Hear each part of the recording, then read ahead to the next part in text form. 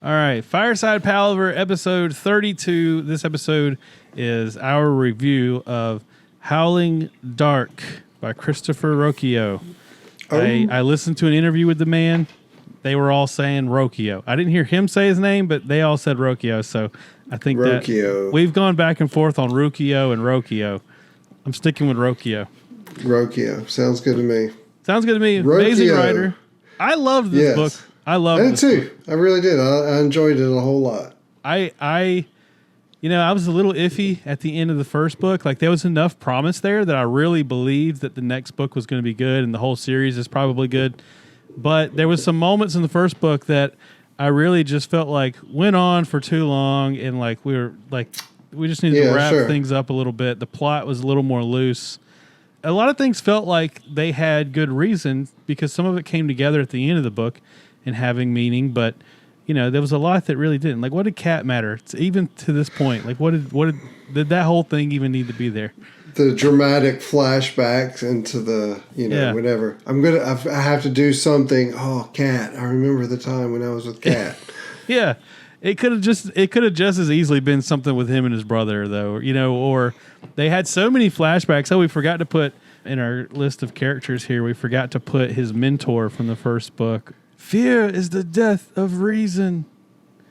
Reason is the death of fear. Gibson, yeah. Tor Gibson. Yeah. So it could have just as easily been like Memories of Gibson, or I don't know. I don't know what the point of Cat was. But in any case, this book, Howling Dark, book 2, I can't think of a single moment in this entire book that I felt like, okay, let's just move on from this. For me, this whole book, page to page, like everything seemed like it had a strategic purpose. It seemed like it was a very lean book. It's a long book, but what I mean is like there was no like fatty parts that felt like it was like useless material. And it was all exciting and intriguing. Even in the more down parts, it was all extremely intriguing. And I think I liked every character in the book. I really love this book. Sold me on the Sun Eater. I texted you afterwards, and I said, "Am I crazy, or is this better than Stormlight Archive?" And you kind of talked me down a little bit that like maybe slow down. Yeah, I was like, "Whoa, now hold on." I feel like this clicks with me though in a way that Stormlight doesn't. In that like they're two different things, and so it's hard. It's not really worth comparing. But I think what struck me about this series is that like it's sci-fi. I really like sci-fi more than I like fantasy outside of literature. But within literature, all the good literature is fantasy. But like it really struck me as like the plot isn't convenient. So like a lot of times in fantasy, they do this plot conveniency thing where it's like, oh, isn't it convenient that now this person can have this power that they just so happen to need in this moment? You know what I mean? Yeah, exactly. There's not a lot of that in sci-fi, and there's not a lot of that in this book. But yet the book is still written in a way that it kind of blends with fantasy and in a unique way. I don't know. I really like the Sun Eater. Unless the third book just totally ruins it for me, I really enjoy it a great deal. And I kind of hate that we skipped the novella between this book and the other. Right. So maybe I saw that on Audible the other day. Yeah. At some point we'll have to go back and and pick it up. Now, you mentioned Audible. I listened to this entire book. I didn't read a word of it. Same. And the voice actor that's doing the narration in the audiobook is so good that I felt like it was not even worth picking up the book. It's just not even worth it. Yeah, he was really good. It's so good. And maybe, that it sells, his voice sells Hadrian a lot. He might be carrying more of the plot than we realize. Oh, it does make a huge difference. Yeah, I mean, it really does. Like I invest a lot more in audio versus reading, just how I've happened to be over the last few years. Yeah. But if the guy is or gal or whoever is really good, like even so much more that I get sucked in. Like I just finished today. I finished Fellowship of the Ring. Oh that's right. Yeah, the Andy Serkis narration, and I mean it is so good. Like he is so good at it. Yeah. I can imagine. And so like his listening to him, in the car and everything is just fantastic because like I just get sucked into the whole thing, and then all of a sudden I'm at home. It's like wow, okay. So much of the character Hadrian to me is in that voice. Yes, and I think it sells it so well. I wonder if the book would be less popular if a different person read it. And I realize that not everybody that enjoys the series listens to the audiobook, but there's got to be a ton of people. Because audiobooks are like so popular now, and that one is so good, and it was free on Audible for a very long time. Right. I think a lot of its popularity probably comes from the fact that it's read by an amazing voice actor. Oh, I'm sure. That does Hadrian and Karn Segura so well. It's I don't know. All the voices he does are fantastic. Valka's voice is pretty awesome. I mean, like to have that talent, as a person too. That's amazing because like you got to remember all those different voices that you do. That's got to be as you're sitting there reading. I mean, that's got to be hard. Like I wonder how they go. I don't know. I wonder how they go through that. Like, they must read the book ahead, and then, several times probably. Yeah, and then prepare how they're going to portray each character. Yeah. And then whenever they're actually recording it, my imagination is they're probably reading, 3 or 4 sentences at a time. Like, they can't be doing big chunks. You know what I mean? They're probably doing a few sentences at a time and then preparing for the next few sentences. It's got to be like it's got to be a time-consuming thing. Yeah. Yeah. Or you could almost do it like record it. I can't read aloud to save my life. Oh no, I'm the worst at it. I'm so terrible at reading aloud. Becca's not bad. But like whenever we're reading the Eliot or something, like I'm so bad at it. I would like to think like I would be good at it, but I'm not either. Yeah. Yeah. I do read faster than listening to audiobooks though, which is why definitely. That's why I've kind of fallen into, and I can't do the speeding up thing. But this book, I can't imagine reading it. I definitely am going to listen to even the third book. I'm going to listen to all of them. As long as this guy's alive and doing the audio, right. I'm gonna keep listening to them instead of reading them. Now, like one thing on that, let's say like somewhere down the road they make a movie or a TV show. Do you think they would do that? Do you think this show?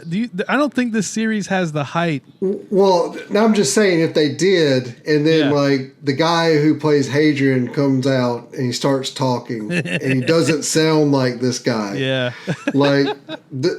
Have you ever ran into that instance? Because I'm trying to think of like. Well, I haven't yet, but if Eddie Dean doesn't sound, if they do, definitely.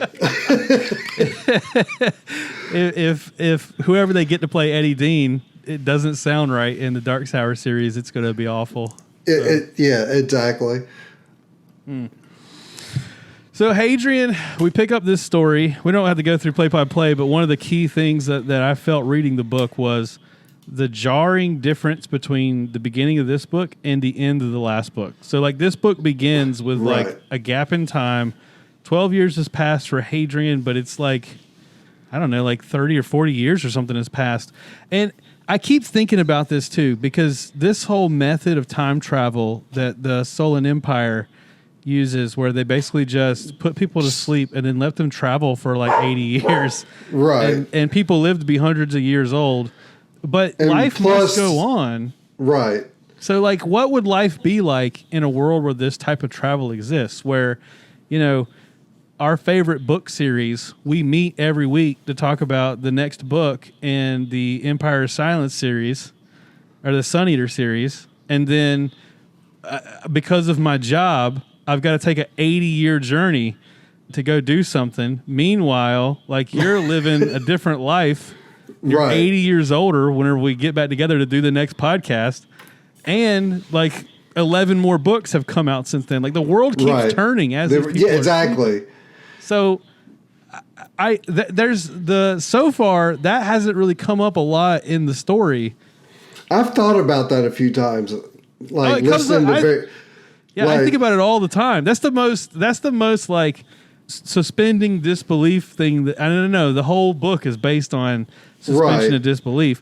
But like that's the thing that keeps popping up in my head is this whole method of travel thing, like where so like the one thing that with that I keep thinking of in terms of the time thing is so whenever the book does start, and this is what the main thing that at first I wouldn't say I couldn't get into the book, but it took me a while to catch up, I guess, Well, yeah. The easy thing to say.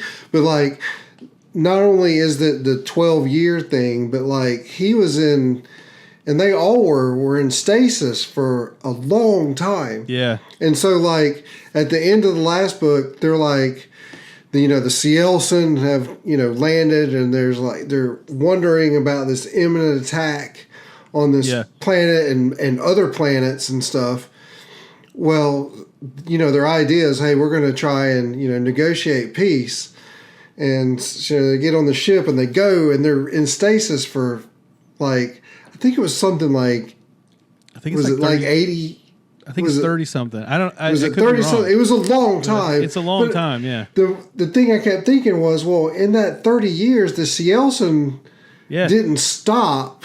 No, they're still eating people. They're still eating people. They're still attacking those outposts. And so, like, kind of like what happens when you wake up and everything's already over because it took you 30 years or however long to get to this point. So they do touch on it a little bit, not to the detail that I wanted them to, but they do touch on it a little bit. In like whenever Hadrian wakes up, he notices that Brissander looks older, like he's been awake longer than Hadrian has because he carries this. He is more in touch with the war side and the loss side of what's been going on, and so he carries a greater responsibility. Kind of reminds me of when we read that book, Children of Time, and there's the character that wants to join his brain with a computer, but it's all out of like responsibility. Like he carries such a heavy burden for the fate of humanity. Like Brissander Lynn is like that same kind of character. Like he seems to like understand the weight of the situation and the burden he's carrying for this crew and for the humans, in general, and for the cost of, they're doing this wild peace idea for Hadrian. And meanwhile, these outpost colonies are still getting eaten up by the Cielson. And they touch on it in that way. So, I mean, they do kind of touch on that passage at the time. But this whole section at the beginning of the book, so, like, there's also the relationship between Hadrian and Jinan. Which was just... Jinan, which was just completely, like, thrown on us. We left the other book. Right. We're like, thinking that him and Valka were getting ready to hook up, and it turns out in the 12 years of being awake through various cryo sleeps, that relationship has just like settled, and then all of a sudden we have this new relationship. I don't think we were supposed to be invested in it.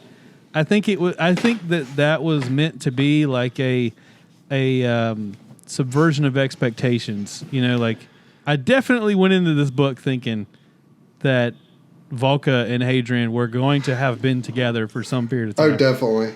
Well, honestly, I went into it thinking that it was just going to start where the last book left off. I didn't realize we were going to have this huge gap. The other thing that threw me off was when he starts talking about them, and Brissander Lynn has the guy's sword. And it's some other, like, whatever that they attacked in the past that you don't know about that happened. And like when that part came on and they was talking about it, I was like, did I forget something from the last book?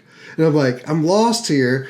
And that's like, and because they're talking about what they did, like you should know. It all happened so fast. And another thing is the first book begins with Hadrian like beginning to tell his story, and he's like, reader, you found this on a tablet in the library of such and such. I am Hadrian Marlowe. Blah, blah, blah, blah. This book just starts like, it just starts right into the narrative, and I was thinking, is this still told from the perspective of Hadrian writing this? Or have we changed? That was only the first book. I was confused by that at first. Obviously it is. It's still Hadrian telling the story, and he calls this listener. He says, I don't know that he did that in the first book, but in the second book, a lot of times he'll say, and I tell you, listener, this was the such and such I'd ever seen, yada yada yada. Or he refers to us as the listener. I thought that was pretty cool. But yeah, obviously he is still writing the story.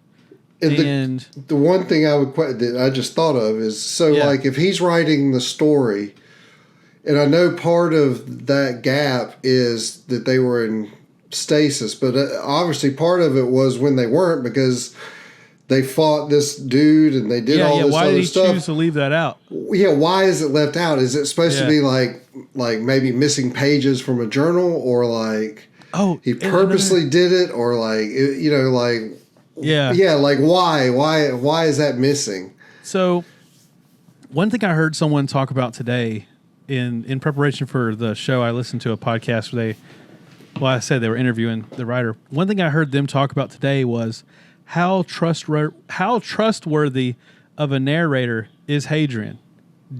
I've been reading the book as if I trust him 100%, and I really didn't consider that he could be untrustworthy until now, because it's a weird scenario. Because especially in the first book, this book we start to see him shift, but especially in the first book, he seems so altruistic, although full of himself and very because he's of noble blood and all this. And so I felt like, we're seeing a story of him starting to see how his privileged position in the world, it has. I'm thinking that the future Hadrian that is telling the story is like all of a sudden Hadrian that has overcome, all of these, downfalls that we read about. But we know that that's not true, because the future Hadrian is the Hadrian that will eventually genocide the Cielson race. Yeah. So, yeah, it's interesting. I've been taking it for granted that I never thought of that either. But yeah, I mean, even if you when you think about just history in general, like, it's always told from the perspective of the victors. So like, whoever you're going against is always going to be the villain, but on their side, you're the villain. Mm-hmm. And so like, he is the victor, and he's the one getting to tell the narrative, so it can fit whatever he says and wants you to think. Now, one thing that kind of shifts in perspective in this book is the view of the Cielson. So in the first book, you had the classic. It's a classic trope in fantasy and in sci-fi, and it's for good reason. It's based on human history, and making groups of people out to be the savages so that we could justify killing them for whatever reason. And so it's a story that is repeatedly told because of the human experience.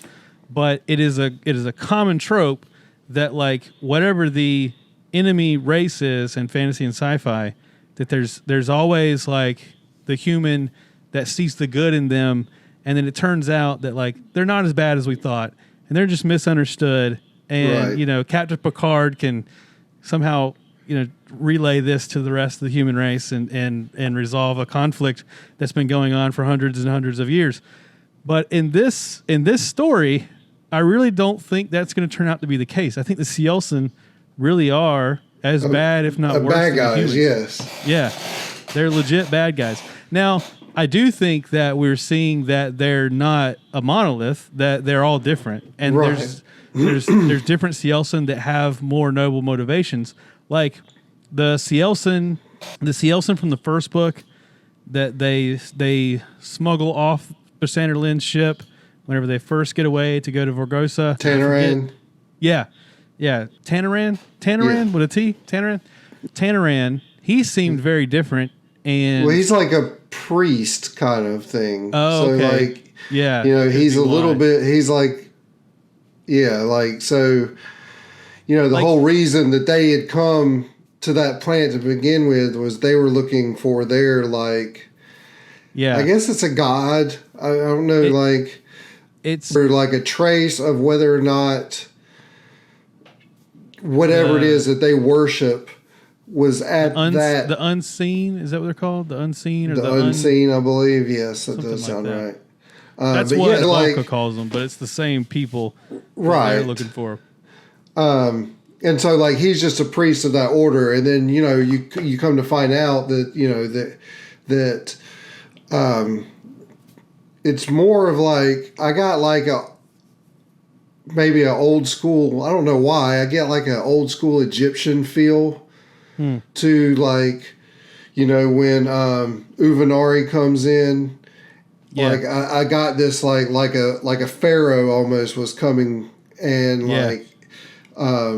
and Tanaran was just like a priest of the god of Uvenari kind of thing. But I mean, obviously, he's just the head of one particular family, and there's other clans. Yeah. And there's other clans of the Cielsen, but he's the big daddy, and I like that. Is he the big daddy? So that's another thing too, is the way they treat, or the big mama.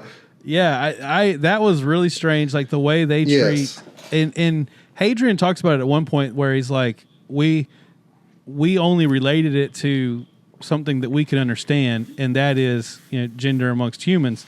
But it seems almost like it's a not a status, but the same being could at times be portrayed as a male or female. Yes. Not in actually that their sex changes, but that in the way they present them. Yes. Yeah. Depending on the situation type thing. Right. Yeah. Yeah. That's really interesting. So most of the time they have a genderless pronoun, it. Because I mean, there's a part where, and I can't remember what the actual what they were saying, but Hadrian would say oh, they're not using. Yeah, he would go back and forth. He in the same sentence, he would say, use the it and princess, or it and she, or it and mother. Right. Yeah. And that was very interesting. And it's kind of like one of those things where part of their culture feeds into your understanding, so they understand them more when they do that. There is a lot of that too. The big thing, at the end when they're having the big conference or whatever, is the Cielsen just don't get the concept of peace, or even the ambassador or whatever, or they think of it as, you want peace, so you want us to submit to you. Yeah. And they, no matter what they do, they can't, get it across. I like the way Hadrian described it as, he's talking about Smythe, and it was either Artolio or the other one, but he's saying they're each having they're each participating in two different conversations. Right. And they don't realize it. Yeah, and that's exactly the dilemma. So, oh man. So, and then they showed how ruthless they were to mistreating the servant lady, the translator / servant. The translator. So we really got to see that this is not going to be Ender's Game. This is not going to be. These are just misunderstood aliens. You know what I mean? There's definitely bad Cielsen amongst the Cielsen. And thinking about it now in this conversation, I didn't really think about this while we were reading it, but that character, that princess queen character or whatever it was, that was sort of the equivalent of Hadrian's father, like the leader of this like great family, in its world, it was the leader of this empire, and it was ruthless, and it had to be. Theirs was a culture where it had to be ruthless, and or it would have just gotten churned out. And so, in a way, whenever you're writing that character, you almost have to think about like, what decision would Hadrian's father have made? What would a character, in that position have made in this situation? If someone had killed, well, this is hard to say because I think the Cielson loved his son more than Hadrian's father loved him. But if someone had killed Hadrian in front of Hadrian's father, what would he have done? You know what I mean? He would have killed every person on the ship, even if it wasn't out of love for his son, but just out of like, this crime against the family or whatever. Exactly, for decorum. Right, exactly, decorum. That's an interesting way to think about that character, because I don't think that in the interview that I was just listening to, the author did say, he didn't say, I'm gonna butcher this quote because I don't remember the quote, but he basically said, like, in every fantasy story, the alien race always turns out to be, the victims, and I didn't want to tell that same story again. Right. So I think that his intention is to make the Cielson the bad guys of this scenario, but I don't think that there are necessarily like one race. The humans are good and the aliens are bad. I think what we're going to find is that some of the humans are good and some of the humans are bad, and some of the aliens are good, and some of the aliens are bad. It's more nuanced than just good versus bad.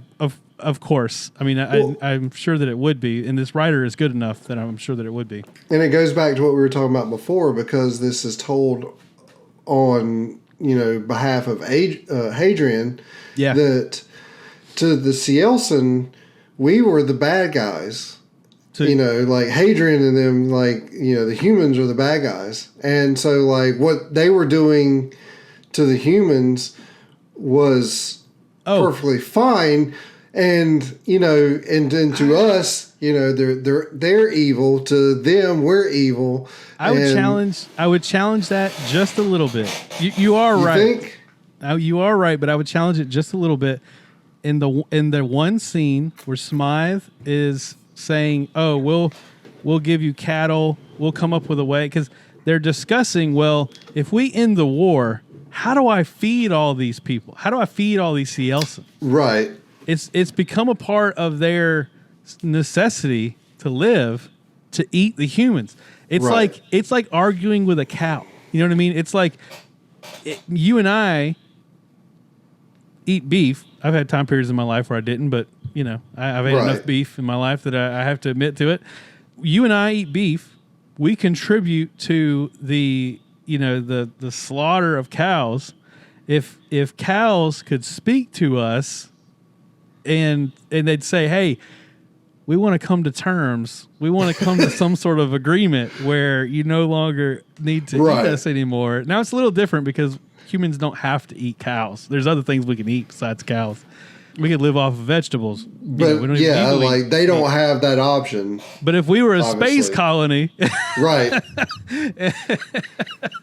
and our source of food was just planets full of cows or other spaceships full of cows, I don't think we would feel like, the cows are the bad guys in the scenario. The cows are just food. We would just arguing with food. I would agree with that. Yeah, we are nothing more to them than, resource. Yeah, it's a resource that and I think at this point, and it's probably going to change as the book goes on, but at this point in the book, I really feel like that's what the Cielson see the humans as is, they absorb whatever they can take from their ships and stuff, and they eat all the humans, and such is life.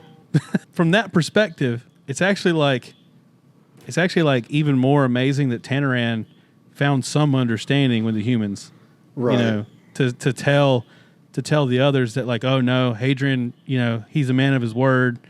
You can't trust all of them, but Hadrian, at least you can trust. That'd be like us saying like, this one cow, trust that this cow showed me some respect. Anyway. How dare that cow talk to me? That's So this book we got to see. I feel like we got to see Hadrian not become the bad guy. He hasn't had his Darth Vader moment, right? But we definitely saw a glimpse of something. Hadrian is not the perfect hero.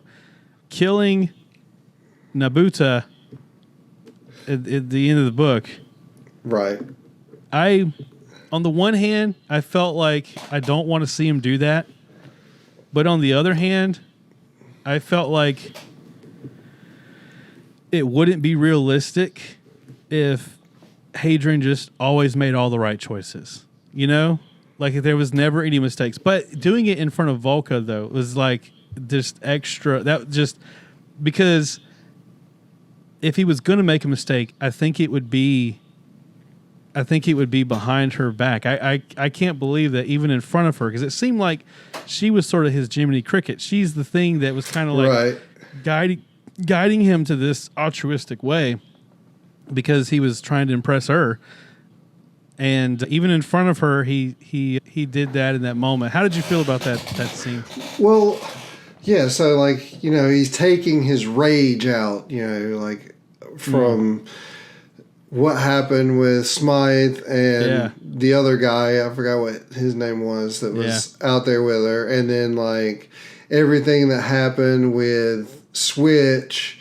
And, he's still blaming him for putting everybody in this situation, in the first place. And, like, it's all come to this head.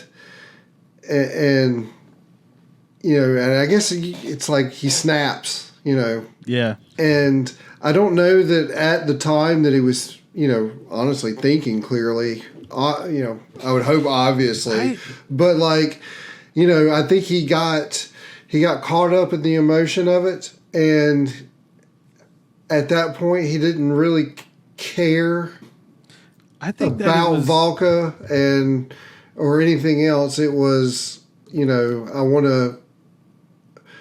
I want to show. I think he's always done everything because he thinks, even when he's wrong, he thinks he's doing it for the greater good. Yeah. And I think he internalized it as, again, doing this is for the greater good. And I don't need to explain myself in the moment. He put so much effort into taking care of Nabuto up until that point. He even reprimanded the other guards whenever they, hit him or something. He kept reassuring him and seemed like genuinely that he was going to, he was going to talk to his father and, he wasn't going to be stuck, as their prisoner. And I think he just realizes that in the at that moment that no matter what he says, there's no convincing Arnauta that there's any way out of this other than them, being killed. Like it is, I think he comes to the realization that when he does this, it's going to give them an opportunity at least. He can justify it. I don't think it gave him any strategic advantage. But that's what I'm saying. I think he can justify it to himself doing it. I don't know that it ever really did because the other people came and helped him out. But like no, so here's the thing. Well, all right. There's strategically, there's no advantage to killing Nabuta, and I think that Arnauta, well, he's not human, but I think a human in that scenario would know that there's no advantage to killing Nabuta, and so you're at this standoff where you really don't have any leverage, but both sides has to pretend like they have leverage. Whereas Arnauta actually does have leverage because there's only so many people out there that he can kill. Now, if Hadrian never budges, then I think there was like 8 or 9 people. I don't know how many people there were, but if Hadrian never budges, then they just kill all those people. And if Hadrian does kill Nebuta, they just kill all those people. Like, it's the same outcome no matter what. They're at a standoff where they both feel like they have some sort of power that they don't have. Neither one of them do. But one thing I want to point out is it's around this time. Well, actually, there's several times in the book where Hadrian mentions that I didn't say this in my voice. I said this in my father's voice. And I think that this was one of those moments where he's living through, how would my father handle this situation? And I think that he's trying to show strength in this moment. I think he did, too, is the thing. I think this was an impossible situation. I think ultimately I would not have killed Nebuta because, again, like I said, I think strategically it's just a bad move. You're better off letting the Cielsen kill all the humans outside the ship and keeping Nebuta alive. Because once they kill all the humans, then they have no bargaining chips anymore, but you still have one. And Hadrian even says that, but still kills him anyway. Right. Well, again, I think part of that goes back to he realizes that all of this stuff he's done, all of these sacrifices he's made, he's not going to find peace. I think he realizes in all this moment that there is no coming to peace with the Cielsen, that it's going to be impossible. And again, I think the emotion of that realization that he did all this stuff and it's going to be for nothing, he just, lost it.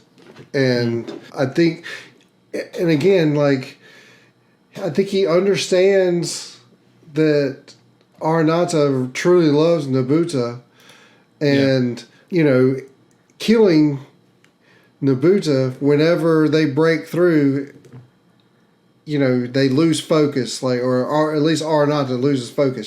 She sees, my dead child, and while during all the ruckus and all that, they can escape. I don't know if that would be a thinking, but I don't know. Yeah, other than the only thing I would counter to that is he says, it's later on in the book, but he says that he knew that Aranata was going to go back to their ship and self-destruct the ship. And Bersander says, how do you know they're going to do that? He says, well, I don't, but I know that's what I would do. So I think he's operated under the assumption that in doing this, he's going to cause that course of action. So I don't know. But in any case, that whole last leg of the book where, oh my God. And Karn's basically from the moment Karn Segura dies, quote, with air quotes. Right. From that moment on is just okay, all the chips have been played. There is no more trying to find peace with the Cielsen. There's no more making a bargain. All we can do is try to escape the ship before we're eaten by these crazy monsters. And that whole last leg of the book was just straight fire. All that was amazing. It was amazingly well done. And even the scene where Bersander Lynn just shoots Karn Segura in the face. Yeah, right. He's mid-sentence, and then the book says something like he didn't get to finish the thought. A blaster, a blaster beam goes off the side of his head. He falls to his knees, then two more to the chest. And I could just see that playing out in a movie where everybody in the theater is just oh, what? Oh, what the? What happened? Right. What? That just really happened?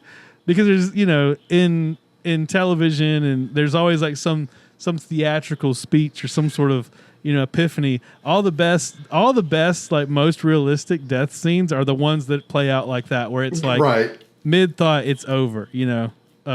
Arguably the end of Sopranos, although that's stipulated. That's speculation. But yeah, that was crazy.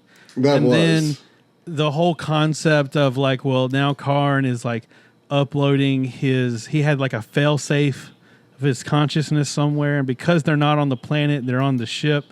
It's taking a long time to upload and find a host, and I loved all the sci-fi in this book. This book was It really did kick it into high gear. Yeah. Once they got to... And when they're in the ship, after they go... Well, it kind of starts when they go to that station, and then they get the whereabouts or how to get a ride out to Consagar's planet. I forgot what the name. What's the name of the planet? Do you remember? We've said it on this episode right? so far, but I can't think of it now. But yeah, at that point, that's when the Sci-Fi just Vorgosos, yes. Yeah, I just looked. Once they get to Vorgosos, the Sci-Fi just like I said, even when they first get there and they're walking around, it's the classic Star Wars, Star Trek cantina scene type thing where there's all these different races and species of alien and all this stuff, and the one thing that I kept thinking about in this part too was Vorgosos is supposed to be this highly secretive, no one knows planet, and then you've got this giant ship with all these people on it and various species all going to Vorgosos. And I'm like, how is it this big of a secret? Yeah, I thought that there was a few things that I thought was weird about the Extrasolarians. One, that they had almost warp drive capabilities. I don't know what they called it, but they didn't have to go to cryosleep. Right. And also they didn't seem to want to tell any outsiders about Vorgosos, but it seemed like a lot of it was pretty commonplace to know what it was. But yeah, it was almost like an outsider. We don't tell outsiders kind of thing, right? Know? But yeah, some of the First stuff rule about Vorgosos is you don't talk about Vorgosos. Yeah, there was a few kind of weird things about the Extrasolarians that way. But one thing I heard I heard someone describe was, the technology in the Extrasolarians is different than the Solan Empire, because the Solan Empire, they live on planets, whereas the Extrasolarians, they all have to live on these space stations and ships and different things. And so they don't, they even after leaving Earth and spreading into space, they still all develop differently because of the way they chose to inhabit space. It reminds me a lot of Warhammer 40K. I don't know if I don't actually know a lot of the lore about that game, but just being around it so much and seeing all the different races and all the different ways that they all kind of evolve separately, and they have these different groups. The Solan Empire could be an army, and then the Extrasolarians would be another army. It reminds me a lot of what I've seen of Warhammer. So let's see, what's some other concepts that were in this book that we could talk about? I know that. I mean, you've got the within the Extrasolarians, you've got different you've got the Exalted. Oh, I know we haven't talked about, but yeah, go ahead. And then Khan Sagara, and then you've got the Yume, and then his children. Yeah.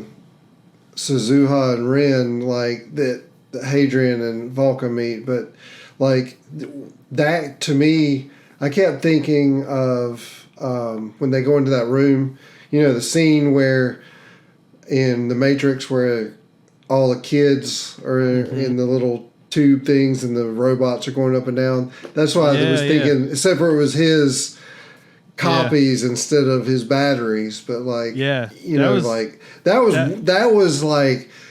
was peak sci-fi right there. And the way the kids were willing to be participants in this because they were raised and indoctrinated in it to know that they're parts, essentially. Yeah, they're backups. Yeah, they're backups. I know a concept that we've not talked about that is one of my favorite parts. My favorite part of this story. I don't know. There's so many parts I love. I'm telling you, man. I'm just more of a sci-fi fan than fantasy, and I'm really loving this series. I still think it's hard to say better than other series that we're reading, but this one strikes it really hard in all the areas that I love.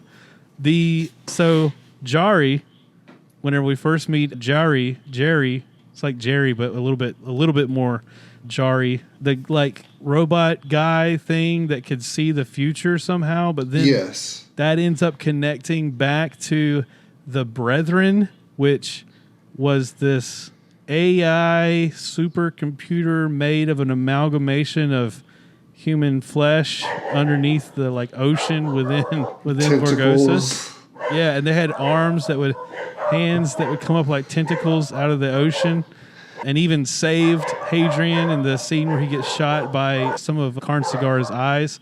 You know, from early on, Hadrian was hearing voices, you know, telling him, you know, things, and that from the time that they first go into that temple on Emesh or whatever, and that's when he goes into that room and he sees, or he thinks he sees, and he melds with something that was essentially that creature that was in the water, like.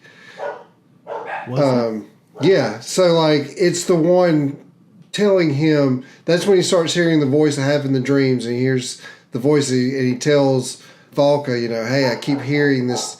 I heard this thing that told me this, and she's like, you know, kind of like saying you're not that you're crazy, but kind of like and eventually that voice gets stronger once he gets to Vorgosa, and it leads him down the thing, and then gets him to the water side, and then it turns out that that's that thing. So it was basically that the whole time was leading Hadrian to that point to get him there, to tell him that he is the one, like he's Neo or whatever. Like so you're right about that, about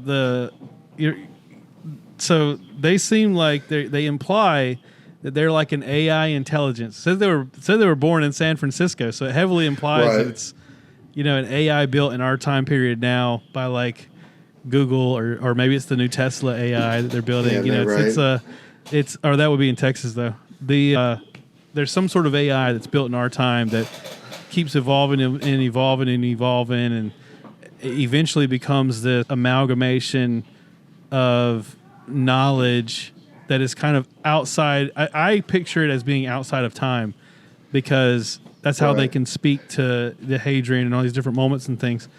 But are they the same thing as... They're not the same thing. They're not the same thing as the Quiet. The Quiet, yeah. And the Quiet, that was the term. We called them the Unseen. The Quiet is the right term. The Quiet are... Because it even says that it's nervous about the Quiet. Okay. You know, kind of that's... Because I think that is like... Hadrian is like supposed to be the chosen one to, you know, to deal with the Quiet, I guess, on behalf of the brethren and you know. Okay. I believe that's what he's kind of hinting at. So let's talk about the end of the book. Well, not the very end, but what happens to Hadrian. So Hadrian gets his arm cut off, his right arm cut off, right, and his head chopped off by Arenata. Right. And he dies, which was we had a fantastic text conversation. You didn't even know this was happening. But I was listening to the book on my way to work, and I had got all the way up to that part, but that hadn't happened yet. Right. And then I texted you and I said, I'm at the end of the book. I just have a little bit more to go. And you said, I can't wait to talk about what happens to Hadrian. And so I said, oh crap, something's going to happen to Hadrian. And literally I get in my car. I had to move my car because of a long story, but I just had to move it because of where it was parked. And when I went to move it, I picked up that next part of the book where that happens. And then I drive around the parking lot for a while. I was going to say, then I sat in my car and listened to the next chapter. And it's so like all of that happened. Like you didn't even know that that's the way it happened. But yeah, I didn't know that he died yet. But you didn't spoil it. I just knew something happened. But so he dies, and then he goes into this like afterlife kind of thing where he's like, I don't know what I am. Like I don't remember my name. I don't remember who I am. I don't remember what I am. Like he's just like drifting in nothingness. Like he's just he's just a an consciousness, like an awareness, yeah, that's just drifting, and then someone helps him through that. He sees himself like some future version of himself that he hasn't become yet, and then that future version of himself helps him back into existence again, back into reality, where his head is put back on, but his left arm is missing. And then he finds his severed arm in the lake, but it's his right arm. And I also think there, and I know that he mentions that like there was, for a moment there was two swords too. I think it would have been cool if there just had been like that multiplied the sword. But what do you think happened there? What do you think is this? Who, the future version of Hadrian I know, but who was helping Hadrian help Hadrian through that moment? Was it the brethren? Was it the quiet? See, that whole thing was like just so out there. Dude, so cool, by the way. Yeah, it was. I love that he found his arm and it was the other arm. That's so trippy. Like, so like, yeah. So the whole, what I was saying earlier, where the brethren are calling Hadrian to them, to make him, the one or whatever. So my belief would be that it was them, but at the same time, like I also feel like I kind of got the sense that they were almost using Hadrian for their own means. I mean, obviously they're presenting it as like, you're it, you're, blah, blah, blah. But like, it could almost be like what he saw at the end was actually the quiet, and they're kind of doing this whole thing like, what you've been told to believe and what's real is not real, and this is kind of like, this is what it really is. Yeah, and like this is kind of what we can do, and bam, there's your head. Like it's Google AI versus the Tesla AI. Right, exactly, and it's the grandma, like the number one, and it's flexing its muscle essentially. And I think that's what we'll find out probably in the next book, that it's like the quiet are not going to be what they've been portrayed to be. Yeah. And then because like there's got to be more to it, because Hadrian's got to have this power bestowed upon him eventually to do what he does. And like they kind of made mention to like all these great weapons that. Oh yeah, we keep forgetting Vorgosus. On Vorgosus, like that not even current. The current cigar doesn't even know what he has. Yeah. And I kept thinking, well, is it because in my head when he's talking about that he wipes out the sun and destroys all of the Cielson by doing so, I kept thinking of like the Nova Javelin from Superman. Yeah, I don't know why. Not necessarily like a Star Destroyer or like the Death Star, but like something like a super something that's like like he does something like he flies into it and like blows up, whatever, something grand like that. And then when they start talking about the weapons, I'm like, well, is it that he like unleashes all these weapons on this planet and or the star and destroys it, or the sun or whatever? So the band I used to play in, Nova Javelin, our name came from a weapon in a book called The Last Sons of Krypton. It's a book about Krypton and Superman, but it's not like a Superman story. It's like a story about the last days of Krypton and how like it blew up and stuff. And it all went back to these like ancient weapons that like the people on the planet had kind of forgotten and they thought they were long dormant, but then that's what ends up being the cause of, spoiler alert, the red sun blowing up on the right, and that's, you know, and then they send Clark Kent, only he's Kal-El, Kal-El, I think. Yeah. Anyway, so that's something like that, where it's like a weapon that is strong enough to destroy a sun that is just like forgotten and dormant on this planet, and eventually the Brethren is going to wake up and turn it on, and somehow Hadrian's going to be involved. Yeah, I kept getting a vibe during that scene where he dies and then comes back. It was like the prophets from Deep Space Nine. It's like the prophets still needed Hadrian. And in this story, the equivalent of the prophets would be the Quiet. The Quiet. Yeah. And so I think that was the Quiet, not the Brethren. But I am curious how this story is going to play out between those two entities. Right. As we go on.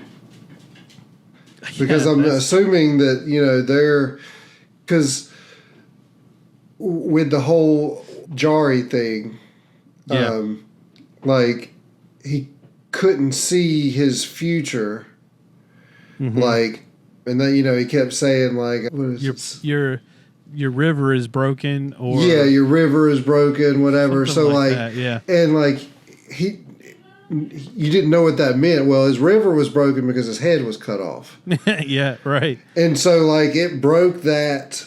Yeah, he has a future that shouldn't exist. He's got a future that shouldn't be there. So Jari could not see past that point, and you know, but he knew that there was something there. It wasn't normal. It wasn't like, you know, like I guess if you would see like a person that was also going to die, you know, the next couple of days, it would look different than like, you know, something obviously sparked something in Jari, like, you know, your river ends, but it's still going kind of thing.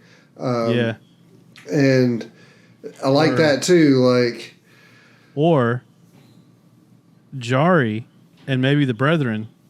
So the Brethren, they do make a comment. They say something like this. You need to go. This whenever he gets confronted by Karn Segura at the like beachfront where he first meets the Brethren, and they say something like, "You need to go now. This will be the last time that we speak to each other, except for the one other," is what they say. And so it kind of gives you the idea that like, is the one other that moment whenever he dies and it was the Brethren, or is the one other hasn't happened yet and it's going to be in a future book? But they do make that comment, leaves the door open, that they're going to talk to him at least one more time, or only one more time. It shouldn't be more than once. If it's more than once, then this book was wrong. Right. So it'll only be one more time. Anyway, I don't know. What do you think is going to happen? There's no. It's impossible to even give a clue of what you think is going to happen next. Oh God, if you would have. I mean, I can't remember if we asked ourselves that after the last one, but like I think so, and I don't. There's no way. There's like no way. It could pick up exactly where it left off. It could pick up 100 years from then. So, like I'm kind of spoiled by having listened to this interview just before the podcast, but they made a comment about how he said, other than on one occasion, every book starts with some sort of gap, and it's all symbolic. Like this gap, he said, was related to, I think, a lot of, well, it's referenced directly a lot of times, but in the way there's a lot of stuff in this book that's references to Dante's Inferno. And even the gap has something to do with putting Hadrian like at the right age for Dante's Inferno or something like that. Okay. So like all of this has some symbolism to, like, I'm telling you, this Christopher Ruocchio guy is like a genius, man. He's this stuff is really intelligently written. And that's another thing I like about it is just the words on the page themselves. Like it just sounds good. It's eloquent. Like it's so, you know, like so many books you're listening or reading just for the story and not necessarily the material of it. But this book, I could just listen to Hadrian just do a whole book of prose of Hadrian just talking about life and the expansion of the universe, and I would listen to that. Yeah, it's so good. It's so good. It's really good. But we have a bunch of characters written down we didn't talk about, but I think we kind of covered the sort of the main obviously we're not done with Consagara because now how did you feel about the splitting? How did you feel about Consagara being in two bodies? The two bodies. Yeah. There's going to be a conflict there. There's got to be we're either never going to see them again, and that's just going to be a thing that is just like we just know that exists now in this universe as a world building thing, or I think something is because imagine if in reality there was two Carnsagaras on Vorgosis. Right. I gotta imagine there wouldn't be for long. No, I think the next time we meet them, it's going to turn out that the girl Suzuha. I think it's going to turn out that Suzuha like deactivated Ren or something because there can only be one. There could only be one. Yeah. I mean, the other thing I think would be noteworthy as far as to touch on is the fact that Switch turned on them. Oh, the Switch situation. That's a good thing to talk about. Hadrian's reaction to it and the way he did react, which I kept thinking, is this over the top? Yeah. Like, but then, the more I think about it, like, I mean, I think what happened was, he even blames everything that happens. Everything that happens is because of that. It stems from that. That is true. Yeah, it all stems from that. But but there's also room, like there's room for a redemption story there. Like there's room for forgiveness from Hadrian, and I think that it's Moash. It's Moash. Yeah, exactly. Kaladin would still. We keep comparing. I feel bad comparing it. Kaladin would forgive Switch. He would give Switch. He would give Switch an opportunity for redemption, and then forgive him if he made the right choice. At the point Kaladin is now, yes. I think earlier maybe not. Early Kaladin maybe not, but now Kaladin whereas Hadrian's doing the opposite. Yes. Book 1, Hadrian might have given an opportunity for forgiveness, but Book 2, Hadrian isn't going to do it. No. And Book 3, I feel like at the rate we're going, Book 3, Hadrian will just execute Switch. Yeah, exactly. This is like a Rick Grimes story. Like we're watching the villain be made here. And obvious. His story's not done. I mean, there's no way that. I mean, I say that, but then there's been definitely characters that have shown up and then all of a sudden just disappeared. And you're like, okay, but I feel like Switch is a big enough character that storyline, it's got to be continued at some point. Yeah.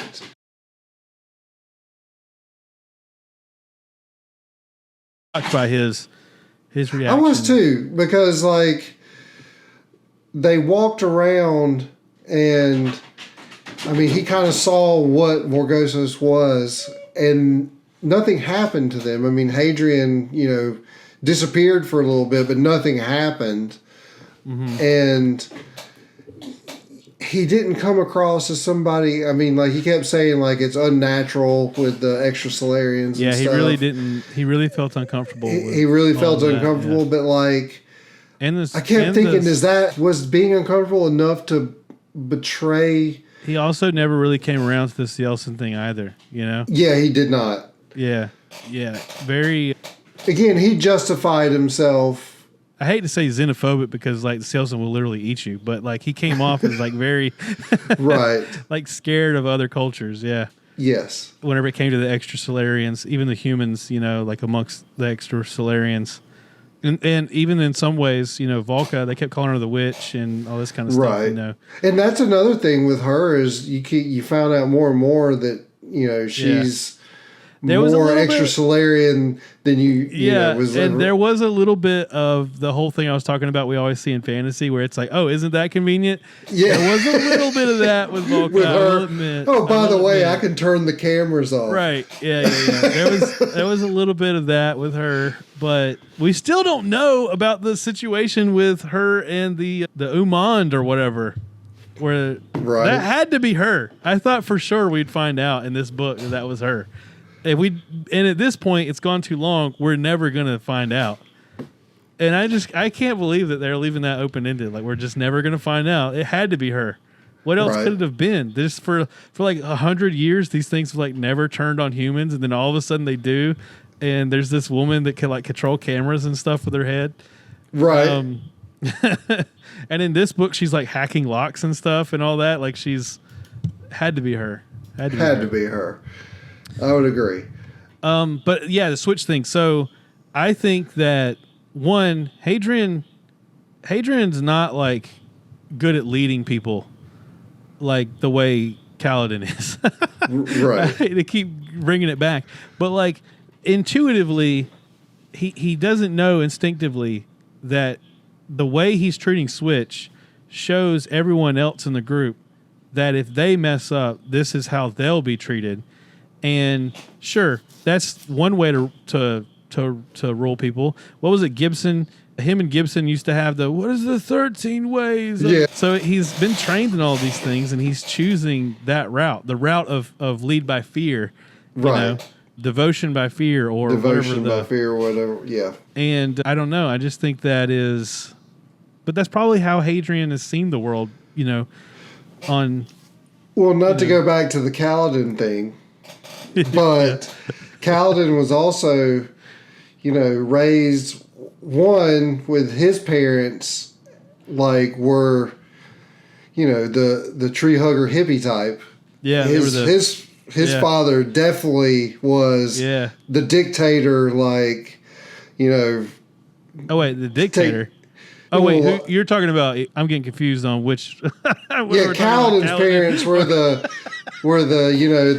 Hadrian's father was Hadrian's father's the dictator, like you know, take no prisoners kind of guy. And see, I think that we're seeing Hadrian become that.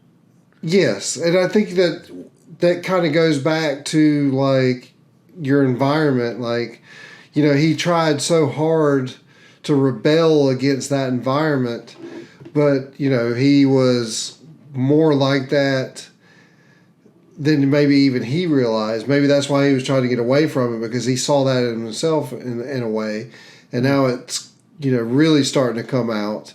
But I do think he still has, you know, at least more humanity, I guess you would say, than like his father or his brother. But I think he's using it to justify some of the things, like to kind of cleanse his, you know, soul, so to speak, of what his actions are. Because, you know, he's smart. You know, you know, if I've got to do this, then this is here's a good reason why I can do this. So I'm just going to go ahead and do it. And I think that they could do a whole nother book series that would be a prequel, and we see how Hadrian's father became the man that he is. Because I think that's the story here, is that like through circumstance and environment, you know, you watch heroes become dictators. Right. Well, you know, and even going through some of the family history that you learn about, like of how they came into power, so to speak, with, you know, the plutonium, all the stuff at the end of the book, uranium, plutonium, or whatever. They kind of like basically came in and just, you know, took over. It's very similar to the way Hadrian described the Aranata and how he came to power. Right. And so, like, there's some good parallels to there. And I still think that there's got to be... I kept waiting in this book for more to come about with his family. Like, at least something. I mean, you know, there's the part where he like kind of disowns them and gives them free reign to marry the girl or whatever. But I thought they were going to show up or something at some point. One of the possibilities I had with the possible endings was that it could end with, Hadrian is given this like knighthood or whatever. And I was thinking that it could end with the Sullan emperor guy basically saying, you're in such good standing now with the empire that we give you back your title to your house, and like your father can go kick rocks. Like it's like your kingdom now. Of course, his father's probably dead and it's his brother at this point. And I think the next book is going to deal with that because we got introduced to that Sullan king guy, and he's on the cover of the next book. And the next book is called The White something. Yeah, I looked it up. But Demon in White. Demon in White, yeah. And it's got that guy on the cover, the Sullan Emperor guy. So I think, and in the same way this book had Karn Segura on the cover, right. I think the next book, the stage of the next book is going to be the Sullan Empire, and I think it's going to have to do with the houses and what's going on while Hadrian's been going through all of this. And I think we're going to find out.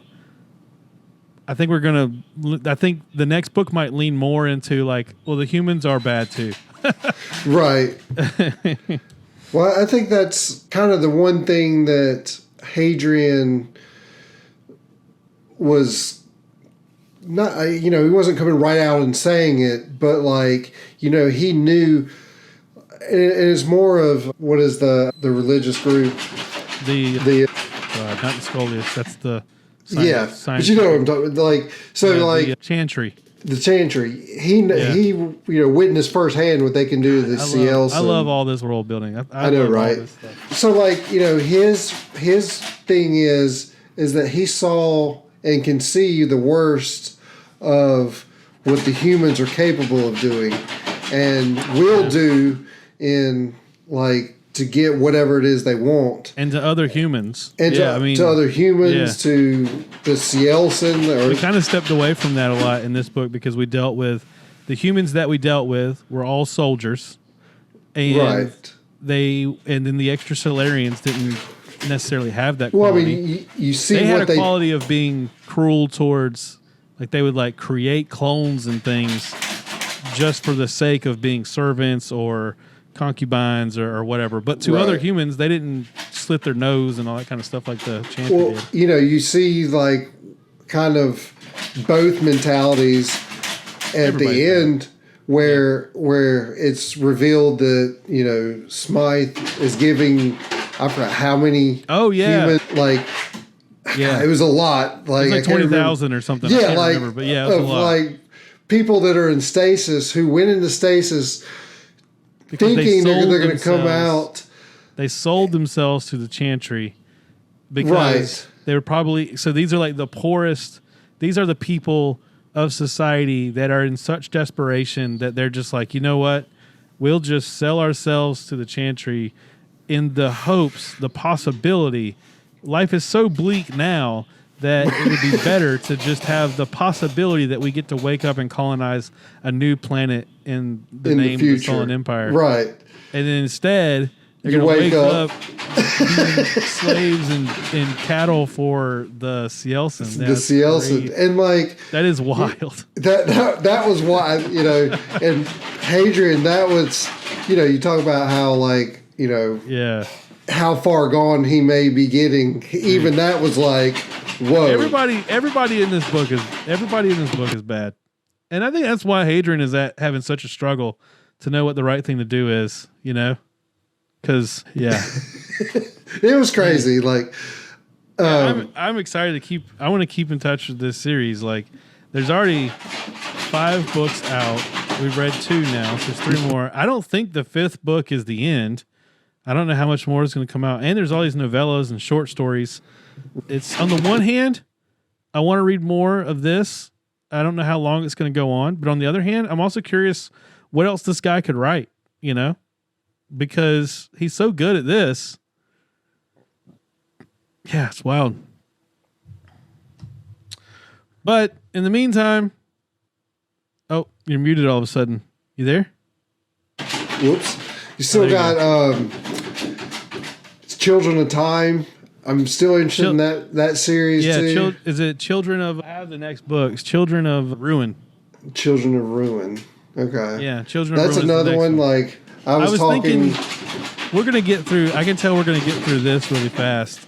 And I was thinking Children of Ruin might be a good one to do after this. At work the other day, I started talking to Andrew Lewis. Oh, yeah. I told him about Children of Time, and he was like, "Oh, that sounds interesting." And he got it on Audible while we were sitting there. So it's wild. It's weird to get. It's hard to get used to going back and forth between the spiders. That's what I told him. I was like, the concept is that it's just crazy. And it also goes back to our difference in taste too, because you like the spiders more than the humans, and I like the humans more than the spiders. Right. All right. Well, Howling Dark, I loved it. Give it an A. Franchise. Yep. We don't know. 5 out of 5. Yeah, 5 out of 5. And I can't read I can't wait to read the next one. Right. But our next book, Song of Susanna, back in the Dark Tower series. I kind of was hesitant to pick up the Dark Tower series again because I don't want to get to the end of it. You know? Right, exactly. We've only got this and then one more book. The last book is a biggie though. Yes, it is. And then there's the Wind Through the Keyhole. The Wind Through the Keyhole. Yeah. Should we read the Dark Tower and then go back and read the Wind Through the Keyhole? Yeah. So that it's like the way it's published, or it's not an important thing to the story. It's basically Wind Through the Keyhole is they're camping one night and he tells them a story. And so, yeah. Now, like I said... Is it Roland telling the story? Roland tells the story, yeah. It's from his youth. But I will say that once we're done with Song of Susanna, and if we go to Children of Ruin or whatever, before we pick up the last book, I do want to do those 2 short stories. Yeah. Which will tie in to the last book. And then I don't necessarily think... I don't necessarily think we have to read Insomnia, but that's another book that kind of comes up in the last. But that's a huge book too. So until the next, we kind of have a lot of time until because the next Stormlight is coming out for a while. It's like the end of 2025. I think it's 2025 sometime. Yeah. Jesus. Oh yeah. It was supposed to be. Yeah, it's going to be Christmas a while. of this year or something, right around there, and then you put it off. So yeah, I mean, we'll see, but definitely those 2 short stories because, there's some characters in those stories that are meaningful for the last book. So it kind of lets you in on the secret. Okay, well, anyway, thanks for listening, and see you next week. Till then.